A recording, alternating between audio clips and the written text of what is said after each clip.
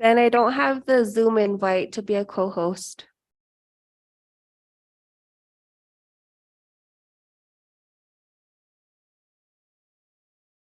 I do, sorry. Okay.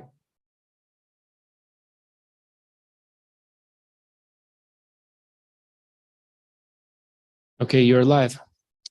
Thank you. Let's call the Public Works and Utilities Committee for February 6th, 2023 to order. We have a roll call vote, please. A roll call vote. Roll call. Ms. Diaz. Counselor Amanda Chavez. Here. Counselor Lee Garcia. Here. Counselor Michael Garcia. Present. Counselor Carol Romero Worth. Yes, I'm here. And Chairman Rivera. I'm here. We have a quorum. Thank you. Approval of the agenda. Any changes, Mr. Roach? Yes, one change from staff, we would like to remove 5A presentational item, which will go straight to governing body on Wednesday. That's from Bill? No, sorry, that's presentation of MRC and golf course update, assessment and plans. Yeah, I didn't have that on here. All I had was the one from Bill. That's what's showing on my Prime Gov. My apologies, no change from that agenda. Okay, anything Mistius that you see? Is my Prime Gov the same as yours?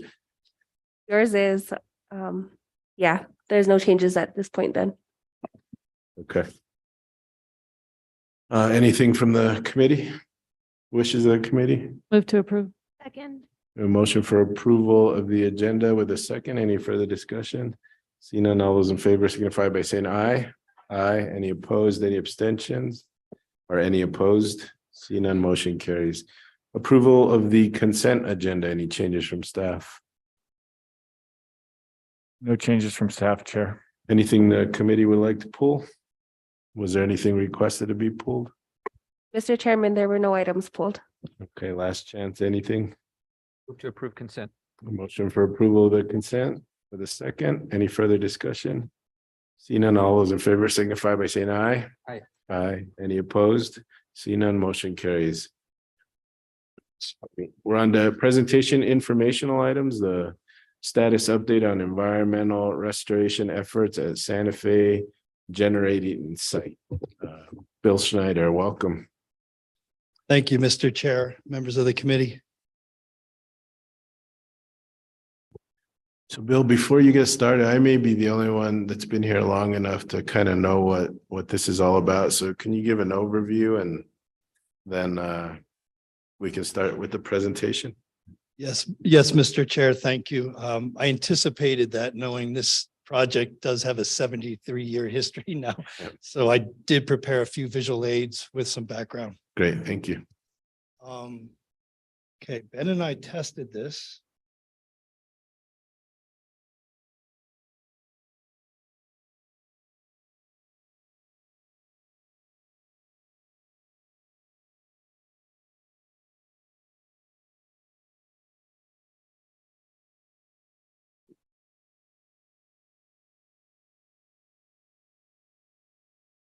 So thank you, committee. Today I'm here before you to just provide a status update on some environmental restoration work that's been happening over at the what we call the Santa Fe generating site. Why it's of sort of importance to the city of Santa Fe and particularly the water division is that there's a water supply well right next door to this project. So the photo I'm showing before you now is a state-of-the-art drilling rig, Rotasonic, that collects soil cores continuously all the way down into the water table, trying to get very high resolution information. So for those of us that maybe don't know where Santa Fe Generating Station is, cursor's not showing up, that's odd. The black area, this polygon that you can see in the center of the air photograph is essentially a 17-acre site. This area used to contain a diesel generating station that made electricity for both Santa Fe as well as for Las Vegas. The red symbol right next to the Santa Fe generating station is the location of the Santa Fe well. So in context, the property to the east is the School for the Deaf, and the property to the southwest is the Santa Fe Indian School. So a little bit of background, 73 years and counting. Is in 1950, this plant was brought online, 12 megawatts. They used diesel fuel primarily for the source of the to generate the electricity. In 1951, the precursor to the water company, PNM, installed the Sangre de Cristo Water, installed a water well right next door. Progressing through the plant operated for 10 years. It was taken offline. It was brought back in 1973 for some peaking, and then ultimately it was closed in 1980. As part of the closeout, they started environmental investigation and found that there was known contamination at the property. And in 1988, the investigation started. And truthfully, at one point, there was actually intentions for the state of New Mexico requesting that it would become a Superfund site. And so since 1988, there's been 35 years of site investigation.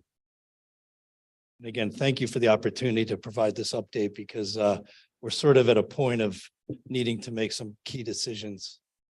So in sort of this background, what was uncovered not too long ago was in 1953, there's been proof now that there was a very large fuel release, 16,000 gallons from an above ground storage tank. And so in 1995, when the city acquired the water company from Sangre de Cristo, or I should say from PNM, the liability for the environmental cleanup resides still with PNM. So the city is essentially at this point an innocent bystander, although we are impacted because the Santa Fe well is effectively out of commission until the site is restored to drinking water quality.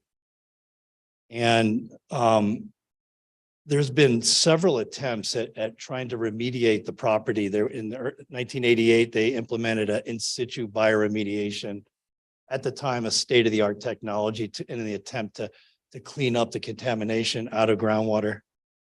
That was unsuccessful. And then what ended up happening was a basic new attempt at pumping and treating, where the Santa Fe well was used to extract water out of the ground, run through a series of treatment technologies, and then put into the potable system.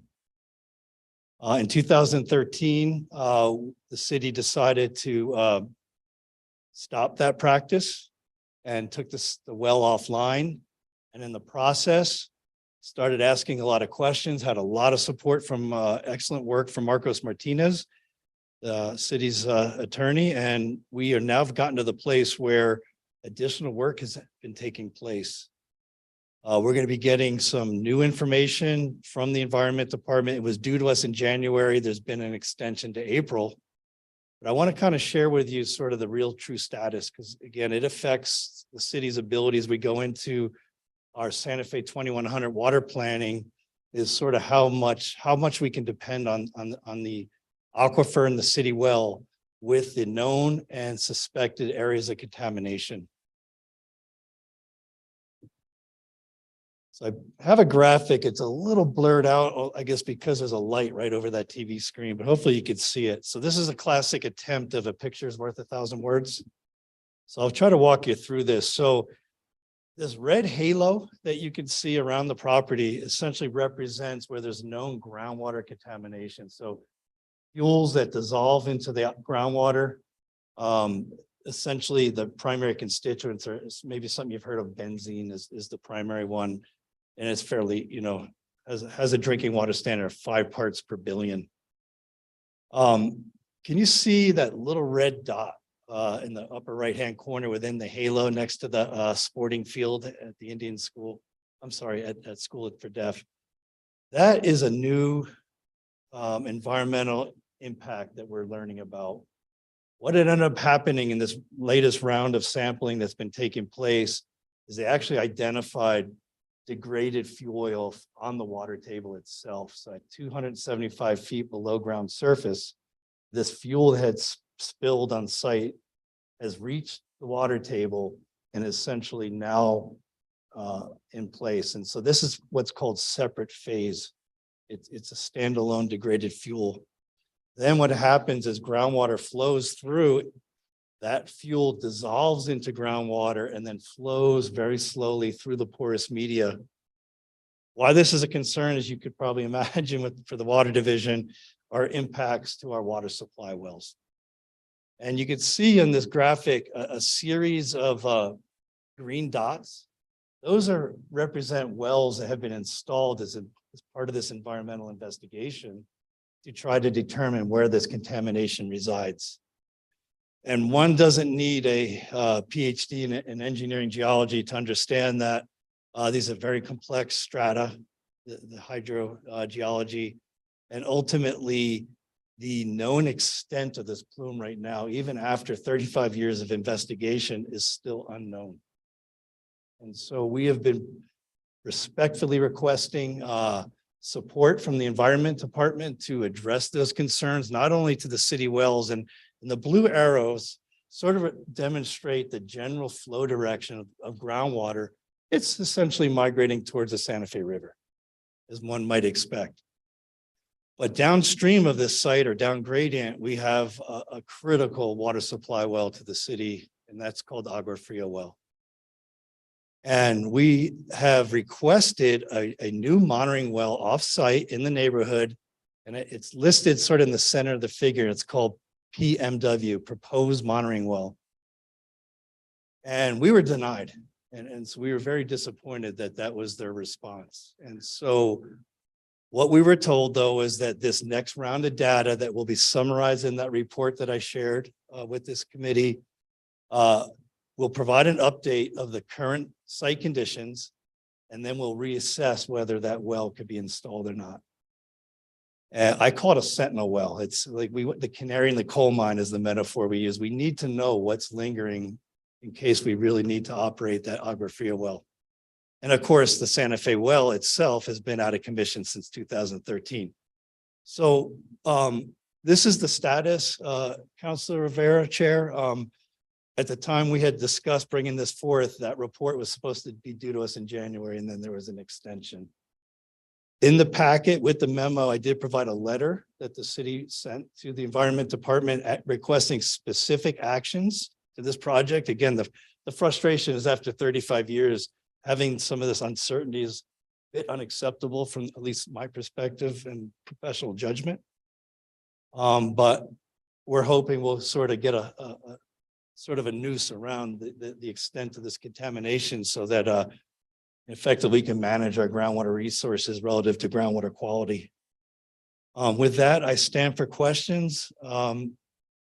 And Mr. Chair, I had two things I just wanted to bring to your attention. One, I have two additional slides of a program that the city is now implementing for citywide groundwater management for quality. If the committee is so interested, I can share the status update. And I did want to introduce a strategic new hire that we brought on forth with the water division. So I stand for questions. Why don't you introduce our new asset? Sorry. Excuse me. So Francesca Shirley is a recent hire. She's wrapping up her master's degree at University of New Mexico Water Resources. She was recently employed with the Middle Rio Grande Conservancy District, so she has a very strong skill set when it comes to things water in the Middle Rio Grande. Welcome. Is there anything you'd like to say? Put you on the spot. And go ahead and share your other slide, Bill. I think we'll probably have plenty of time. Thank you. Thank you, Chair. So sort of in parallel,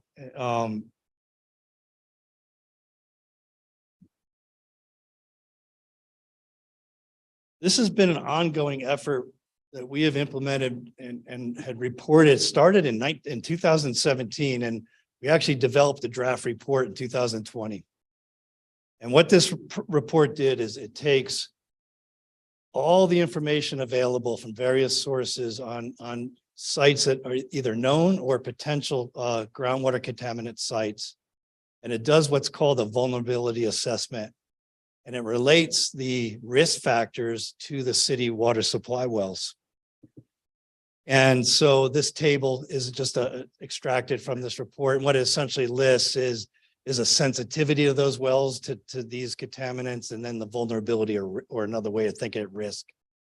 And so why this is really important to us is because, and Councilor Rivera, you may recall this from maybe 5 years ago, we've been rehabilitating and working on improvements for upgrading the performance of the city wells. And one of the things that we have sort of in our CIP is the idea of replacement wells. For some of these wells are from the 1950s original, great producers, but it's remarkable, but certainly at the end of their lifespan. But the last thing that we want to do is make a significant investment in an asset, a replacement well, not knowing what contamination could be lingering. And so we're working with the Environment Department right now, and I'll go to the next slide. We're using multiple tools, geographical information systems, groundwater numerical flow modeling, and we're making predictions on where the wells get their water. It's called the zone of capture or the area of recharge to each of these wells. And then we overlay these known and suspected contaminant sites and develop essentially strategic analyses to determine where's the highest risk. So as I said, this report was published in 2020. Unfortunately, COVID hit, but some of the next actions are, one of the benefits, and kudos to Marcos, is that the city has access to domestic wells that were installed under the permit program that we manage for wells within the city. So one of the ideas, and we've metered 2 of them right now, but one of the ideas is if there's some of those wells in a strategic location, we're going to seek permission to go sample them. And this is an inexpensive way to help fill data gaps.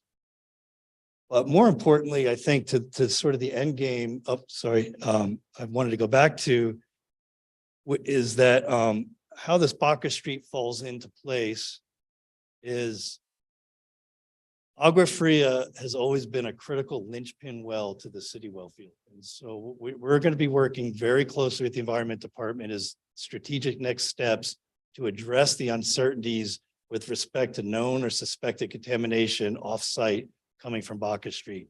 There will be several others that we have identified. I'd be happy to come back to the committee upon invite to share with you some of these other projects that are in the queue. So with that, I stand for any further questions. Thank you, Bill. Any questions? Councilor Michael Garcia? Thank you, Mr. Schneider, and welcome, Francesca, to the Team Santa Fe. I appreciate this information. I know that we had some challenges with that property, but I didn't really know to what extent. And this to me shows that just from looking at this and absorbing it brings about concern to me in many fronts. One of them, one of the questions that I have is, how fast is this plume traveling? Because as you mentioned, it from this chart, look, these wells that are impacted, and you mentioned Agua Fria, but I see St. Michael's just as high. And we've got a major investment about to take place there. So I guess let me start off with that question, Mr. Snyder. How fast is this plume traveling? Yeah, so we have done mathematical estimations of groundwater flow velocities, and sometimes these plumes move a little slower than groundwater because the contaminants themselves will absorb and desorb from the soil particles themselves. But groundwater is estimated to travel anywhere from about 400 to 1,000 feet per year. So again, it could, in theory, go as far as a mile in 5 years. And so certainly to the point that you've immediately picked up on, yeah, it's troubling that we essentially have some of these plumes undefined. Okay, thank you for that, because I mean, you've got some of these wells that, as you mentioned, within this 5 years timeframe, it'll be on knocking on their door. And so I guess my next question is, what are our mitigation efforts? What are our plans? I mean, because to me, immediately what pops into mind is looking into super cleanup funding issue. And because this is, to me, in that sense, that's severe. It's right smack dab in the middle of town. And it's not going away. And so I guess that's the first question is, Yeah. what are the mitigation efforts? And then the follow-up, Yeah. are we following that up with resources? Yeah, thank you, Counselor, for that very insightful question. So I'm going to answer it in three sort of stages. So the first stage is the city of Santa Fe collaborated with the Environment Department and the United States Environmental Protection Agency to do what was called a brownfields. And it was focused on groundwater contamination in the downtown area. One of the ideas, and we're working with Michelle Hunter, who's over at Santa Fe County as a water resources manager, but in her prior career was the groundwater bureau chief in the Environment Department. And we're strategizing on ways to potentially seek funding through a brownfields program, which would expand the previous study area to try to get better information on the data gaps. That's really how they're designed, is to really define the problem. You sort of hinted at like the mitigation, how do we address that? That's where it gets into sort of a more challenging area, because these projects, as this 35-year legacy shares, take very long and they are very expensive, and the costs are supposed to be borne by the primary responsible party, the PRP. And in the case of Baca Street, I would say that the data is very compelling that PRP is PNM. And the NMED is basically executing this work plan to develop essentially a third remediation attempt at Baca Street. So that's in the works, and we'll learn hopefully more about that in that report that's due in April. In terms of citywide on these other sites, and there's numerous, they're on a case-by-case basis as they're managed by the NMED. One thing that we've worked out, and I'm pointing to Jesse Roach here, our Water Division Director, is maybe making an investment in our city wellfield asset with putting monitoring wells in these very critical areas of unknown, St. Michael's being one, as you picked up on, to define what contamination is within those zones of influence of those wells where we don't have data, and then potentially seek funding either through brownfields or another source to pay for those wells. And so what's really critical, and that's why we're really pushing to close and make final this report that's on the screen, is that's the tool that we can roll into a grant. It defines the problem, it defines the need, and then it defines the cost that we would seek funding for. Okay, thank you, Mr. Snyder. It really helpful. I think, given the way that this situation is contaminating the aquifer, it's not as simple as turning off a well, because what's happening is it's just further polluting other wells and ultimately making our aquifer unusable.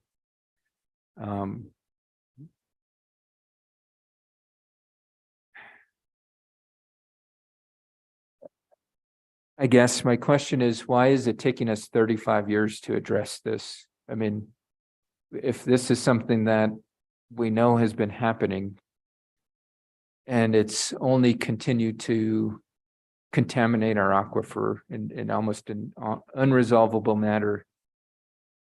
And by no means am I pointing fault at, and I guess this is just a big grand question.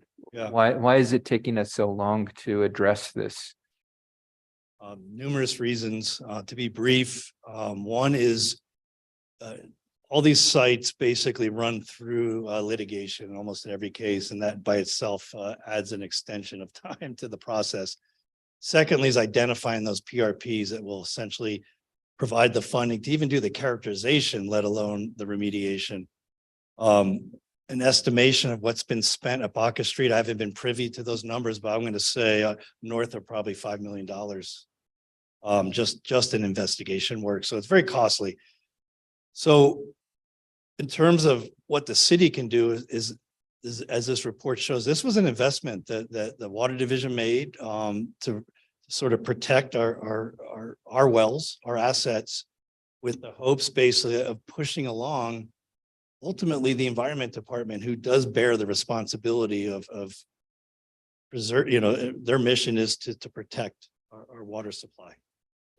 And that's run hot and cold over the years, quite frankly. This process, in the case of Baca Street, has gone through 3 different programs. Now it's currently under what's called the CAF, which stands for the Corrective Action Fund. And so every time someone gets a gallon of gas at the gas station, I believe it's 2.7 cents of tax goes towards this fund to pay for these fuel oil cleanups. But every year that budget has to be reinstated. And then under the Martinez administration, it was actually reeled back to almost nothing. So we lost about 8 years of investment there. But the point I'm trying to make is it's a very slow process because the money only trickles out in very small increments. Okay. Thank you for providing some context to that. I appreciate it. The last question I have is, besides the contamination to the aquifer, which is has disastrous impact on our community, any other impacts can contaminants travel up to, as we saw in the maps, a lot of the plume is above impacted neighborhoods. Are they, I mean, what is the impact on those homes? Are they, given that they're sitting on top of a contaminated aquifer, contaminants travel up? I guess that's the question. Should they be concerned? Bill, can you go back to the slide with the plume so we have that reference? Thank you, Chair.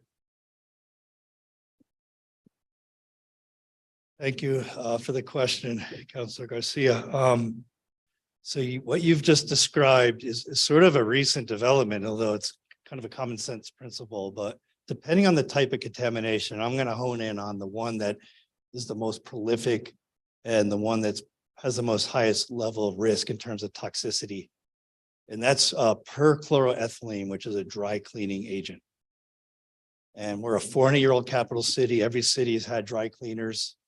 And for many years, up until the mid 70s, when some of these particular chemicals were basically eliminated in terms of public use, there was many leaks and tanks leaked almost in many cases. And so to answer your question, where the highest risk typically that we see here in Santa Fe is a series of mostly in most every case expired or out of business dry cleaners that had spills. There's a program right now where the environment department is proactively going around and doing vapor monitoring. And to your point, what happens is stuff vaporizes, and what you don't want is any case where those vapors enter in a confined space like a building that would expose people, because that is a risk. So there's 10 right now, and I could list them, some of them off, but or I can come back and provide you a more detailed update. But the idea is if those vapor samples are found to have this PCE, then they go to the next phase, which would then be shallow wells. And again, this is why it takes so long, it's so costly. It's a systematic process. So I think it was the map before that had some of the the first presentation that had the maps of the wells. So does that mean? I'll let you go ahead and get that up and then I'll tee up the question, Mr. Snyder. Yeah, thank you. Having not sure why it's not showing right now.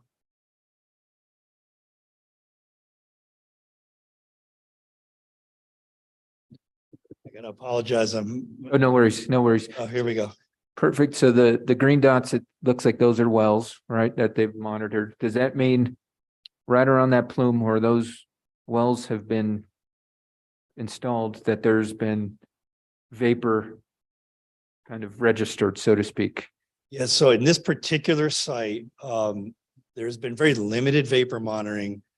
But what has been done has shown no evidence of vapor contamination. But all that monitoring was done prior to the detection of that LNAP or that floating fuel. So to your point, there is now an unknown potential conduit that needs to be investigated. Okay. It's very insightful. And is that in this report that's coming up, or we'll need to leverage the report that's coming out in April to further conduct these studies? That's correct, the latter. Okay. Well, I appreciate this, and I appreciate all the attention that you and your team have put forth on this matter. I think it's a very concerning situation that we need to, once this report comes out, I don't know, Mr. Chair, if we can come back and have you present it to us, that way we can begin to determine next steps. Because if we need to begin to address this, because if it's traveling into this neighborhood, those homes are going to be impacted. That Agua Fria well, and that's not village, that's, Yeah. is it Agua Fria Village or? No, it's Okay. the Agua Fria well. Agua Fria Village is further to the west, and certainly I've been in contact with their board, Gilbert Tenorio. Yeah, because I was just going to say, to bring government him and government up to working with them. speed, and we're working together. That we share the same, obviously, concerns and interests to remedy this problem. But there's another well that you could see that's to the west. I think it's on this screen here. That's called the Osage well. It may be right off, but again, another one that we're monitoring closely for the same reason. Okay. Well, again, thank you, Mr. Schneider. I really appreciate this, and please keep us up to date, and I look forward to the report in April. Thank you. Mr. Chair. Thank you, Councilwoman Romero Worth. Thank you, Mr. Chair. On this map, let's go to the PMW. Can you tell me what that stands for? Yeah, it's a label that represents a well that the city of Santa Fe proposed be installed for our Sentinel well to protect Agua Fria well. So it's PMW, proposed monitoring well. And No, go ahead. we requested that well and we were denied. And the purpose of that well? So basically, this plume of dissolved phase contaminants, mostly benzene, that's the red halo. And you see the question mark. We don't know how far it extends. It could already be under that neighborhood. In all likelihood, it might be. And so what we're asking for is a well, as I said, described as a canary in the coal mine, is how far has it extended? Does it pose a threat? When we run these computer models and we estimate the travel time, what year would it arrive? You know, these are really pertinent questions that we're trying to answer as we try to manage in a sustainable fashion the aquifer under the city. And we, the city, were denied by whom, when, and why? Thank you, Councilor Romero Worth. So we were denied. Who do you apply to get permission to drill such a well? Yeah, so the Environment Department is the lead agency. So our letter, which is in the packet, requested that monitoring well. And that was in 2021. So the response from the Environment Department is allow us to proceed with this investigation that's ongoing that will be reported in that April 2023 report. And then we will determine whether what those next steps are, including we'll consider the well you requested, is the way I understand it. Okay, so the state is basically saying, we don't know whether that well is necessary yet because we haven't finished the work we're doing. Therefore, you city just hold off a bit. I would agree with that assessment. Okay, and I guess a number of things. So you also talked about needing to define or determine PRPs. What's a PRP? Oh, in this case, yeah, so PRPs are the primary responsible party. Thank you. In this case, that is still not determined. So PNM operated the facility. They've had a known release. We have a lot of water monitoring wells that are that surround the property that are clean. So one then can make an inference. Well, then the contamination came from the property itself. PNM has not admitted liability to or the root cause of the spill. This phase of work's being done under the CAF, which is being subsidized as or paid for by the taxpayers in New Mexico. Right. And so, I mean, I agree. This is a very serious situation. Obviously, it affects our well field, which is one of the 4 sources of supply that we have. It's an ongoing problem. I guess my frustration with this has been that we aren't really in control. We are at the mercy of other regulatory bodies at the state level and even the federal level, I think, aren't we? It's not federal yet, although if that plume is shown to extend to the Indian school, I think we'll have the Bureau of Indian Affairs involved. Okay. And so, to answer this question, why is it taking so long for us to address? If the us in that is the city of Santa Fe, I mean, there's not a lot we can do because this kind of thing is very expensive. And it's the primary responsible party that will end up having to pay to remediate the situation here, correct? Very correct. And so a lot of what we've been doing as a city, and really almost all we can do is monitor, right? That's correct. And I guess, all right, so we have a letter in our packet asking for this new monitoring well. I mean, what else from our chairs here, what else can we be doing? Who else needs to be, I mean, I think this is a well-known problem. Obviously, we've been dealing with it for a long time, but how do we create some urgency with the people who actually have the ability to help us begin to address this? Because essentially, we don't know how far the plume extends, so we don't really know the extent of the problem. We don't know who's responsible for the problem. And that makes it really hard to figure out what to do about the problem, right? Exactly. And to your point earlier, the fact that this is sort of run at the state level hot and cold over the years under different governors, like what can we do to, I mean, do we just wait for this April report to come out? So I mean, and here we have a legislature with lots of money in terms of this corrective action fund. Is anybody, what are we doing in this session?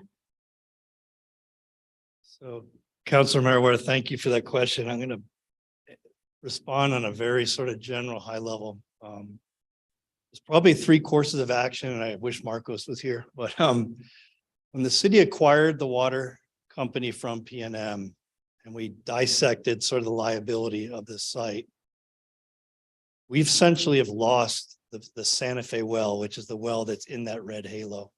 Yep. So effectively, we're the harm party.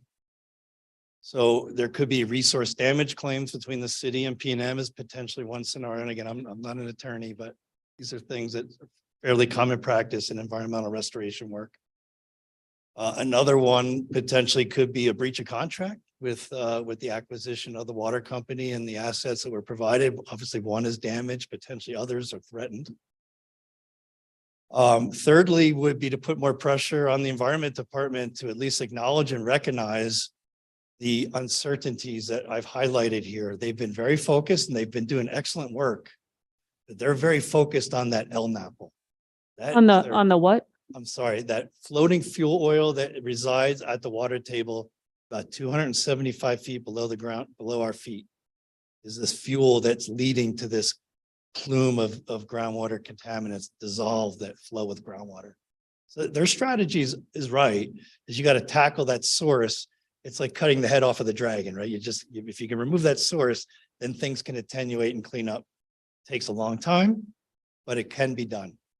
Problem is that to the point that Councilor Garcia was making is right now, there's no constraint. There's no way that we're limiting that migration of that plume. And now we have other assets that are under threat. And that's really, to me, is the most immediate concern. Right. And we, the city, aren't going to be, we can't just go out there and fix it.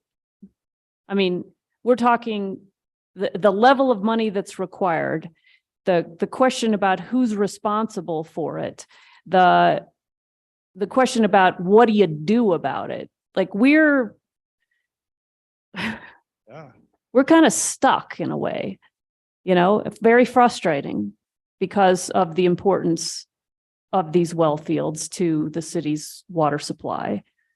I just don't know. Yeah. I mean, besides the legal routes, what are the political levers? Yeah, I think the primary one is what that letter attempted to achieve is to escalate it to the Secretary Kenny. That listen, the city of Santa Fe has been a partner for 35 years on this project, but we really want to see things more expedited in terms of characterization of this contamination and then mitigation through a remediation program. And again, as you highlighted, it runs hot and cold. They have been very focused right now on trying to address that source area. And to answer your question, I think a follow-up letter, potentially thinking out loud, which is dangerous up here, is we get the report, we get a meeting with the environment department at a technical level. I will invite Marcos to attend. Then we come back to the PUC with an update because they did install 6 new wells, and we'll see how this story has changed and where the data gaps still are.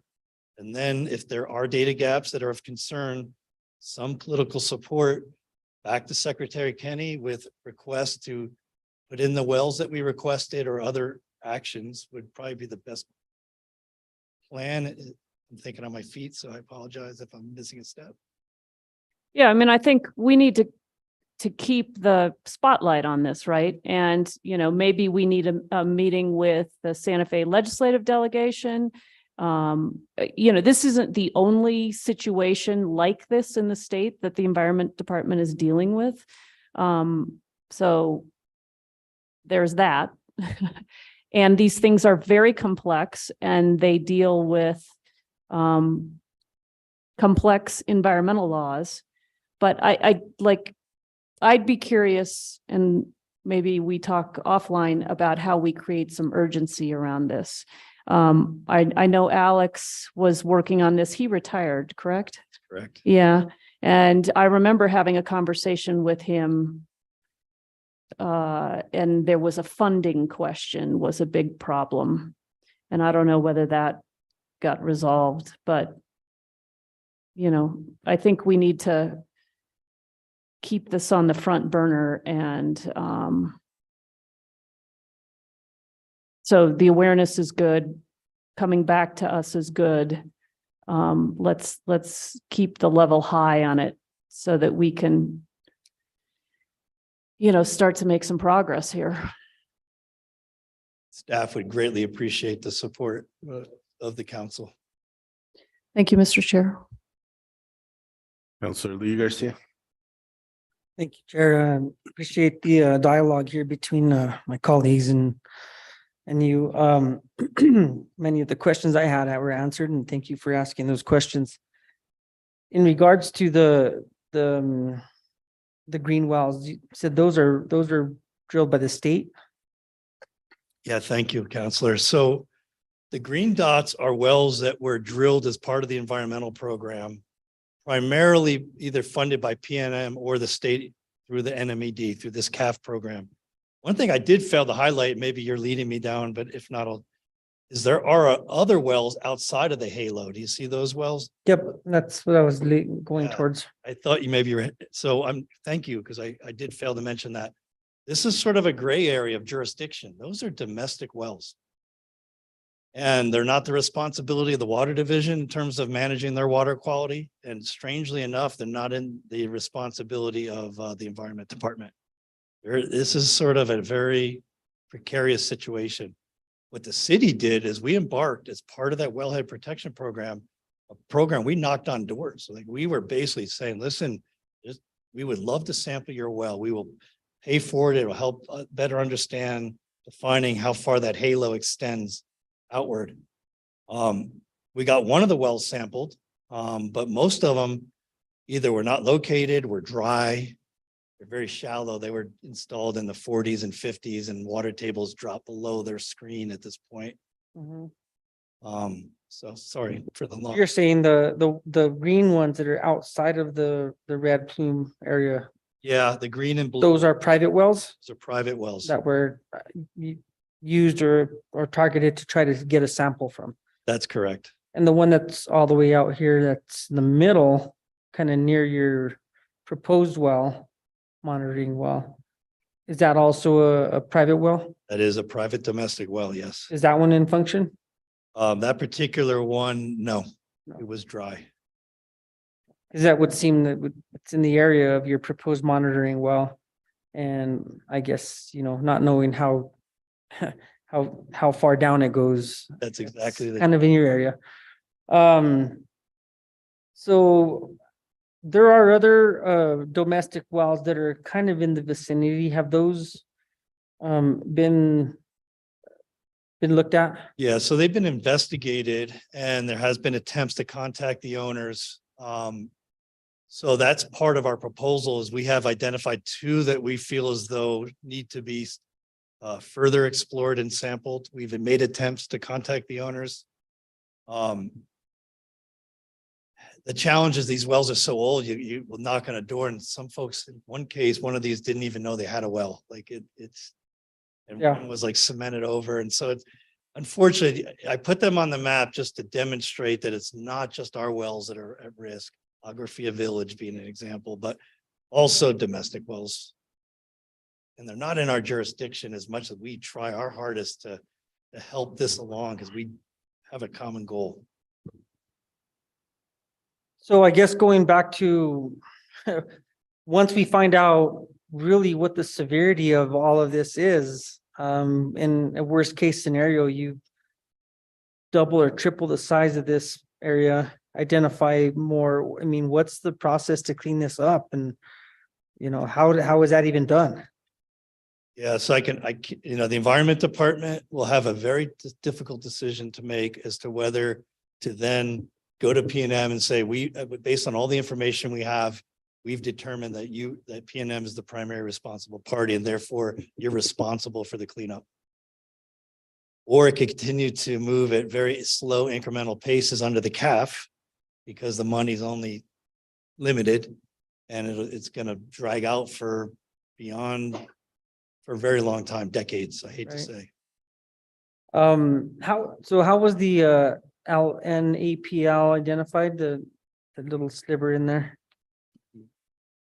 How was that identified? Oh, El Napo, yes, interesting story there. One of the old wells, which hadn't been sampled in years, is part of reestablishing this characterization effort, this latest one.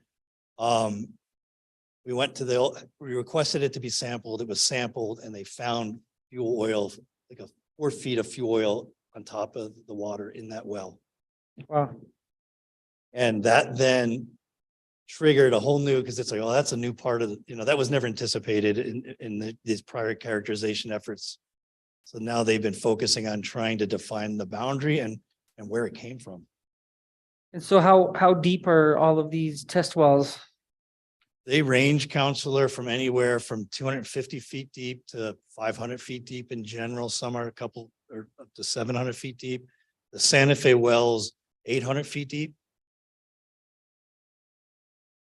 And it has had detections in the past of benzene or BTEX constituents in it, but it's offline right now. That one we can't use.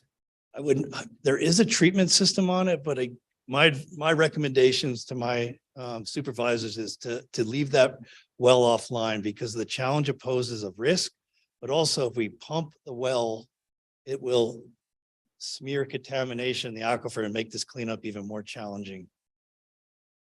Yeah, so just with all the information that's been provided, I mean, this is definitely seems to be a pretty serious issue. I think that needs to be looked at. I mean, fixed at some point, but I appreciate the information and think that it's definitely it's troubling to hear where we're at right now and where we could possibly be. And so thank you for the presentation and for bringing it, Mr. Chair, to the committee. Thank you, Councilor Garcia. Bill, the dark blue line that's headed, I guess, towards the Santa Fe River, is that the flow of the water that's underground? It is, yes. All right. So we requested a monitoring well along that route, which was denied. Are we able to go maybe further down that line to the Agua Fria or the Cañada well and potentially check there since the other well was denied?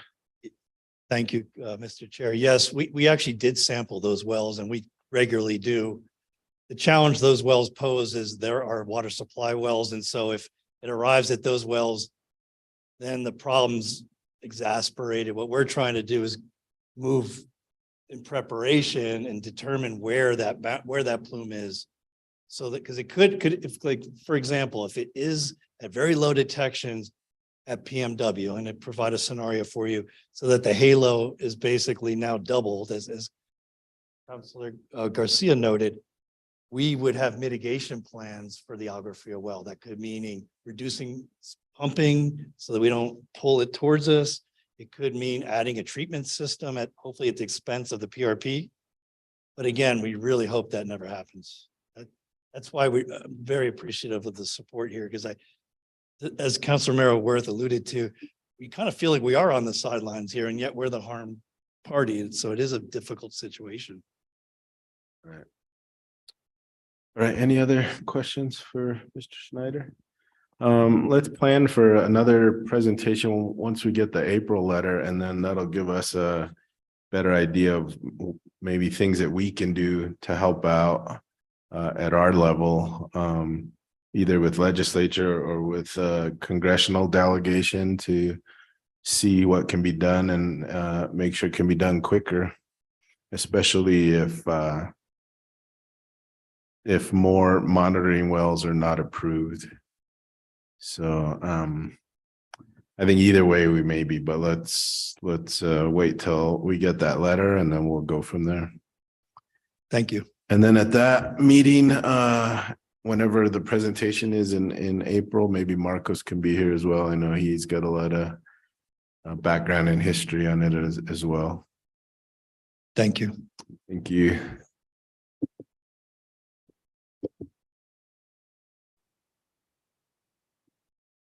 Right, nothing was pulled off of consent. Any matters from staff? Director Roach? Matters from staff. Thank you, Chair. Ms. Diaz? No matters from staff. Thank you. Matters from the committee? All right, I have nothing as well. With that, our next meeting is Monday, February 20th, 2023. With that, we are adjourned. Thank you.